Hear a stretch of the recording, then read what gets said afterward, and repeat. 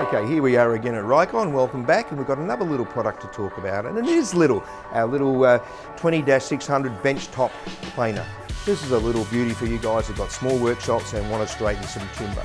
Let's move the lamb chop guard out of the way. You know why they call them a lamb chop? Because they look like a lamb chop.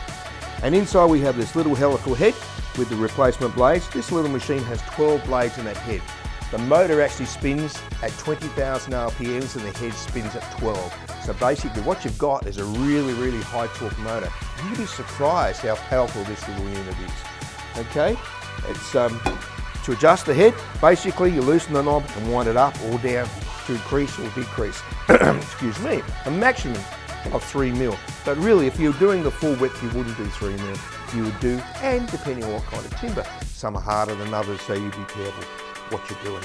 Okay, once again you've got the little fence you can move in and out again, as I said, like that, lock it in position, and you've also got the little fence you can actually tilt. I want to show you how easy it is to tilt to 45. Basically, there you go, and you can actually pull it all the way down to make sure you've got the 45 where you are. Once again, to go in reverse, it's quite simple. Move your guard out of the way, push it all the way down and tighten it up.